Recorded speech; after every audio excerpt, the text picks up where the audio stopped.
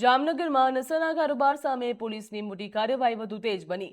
જાફલ્લા ગામ નજીક રુદ્રાક્ષ હોટેલ પાસે હાઈવે ઉપરથી એસઓજી અને પંચકોશી એ ડિવિઝન પોલીસની સંયુક્ત ટીમે 2 કિલો 900 ગ્રામ ગાંજાના જથ્થા સાથે એક ઇસમને ઝડપી પાડ્યો હતો, તેમજ 1,50,000 રૂપિયાનો મુદ્દામાલ પણ કબજે કર્યો હતો। પકડાયેલા ઇસમ સામે એનડીપીએસ એક્ટ હેઠળનો ગુનો દાખલ કરી વધુ તપાસ પણ હાથ ધરી છે અને સમગ્ર મામલે વધુ તપાસ પોલીસ દ્વારા હાથ ધરવામાં આવી રહી છે। સદરુ વાહન ચેકિંગ દરમિયાન જે બંનેની ટીમો છે, સંયુક્ત ટીમોને એક માહિતી મળેલી કે રાજકોટથી જામનગર સફેદ ઇકો કારમાં એક શખ્સ છે એ નશાકારક પદાર્થ માદક જથ્થો લઈને આવે છે।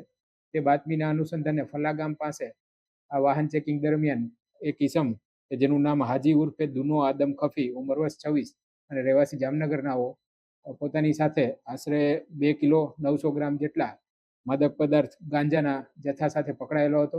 સદરુ આરોપીની પૂછપરછ કરતા સદરુ આરોપી જામનગરનો રહેવાસી છે।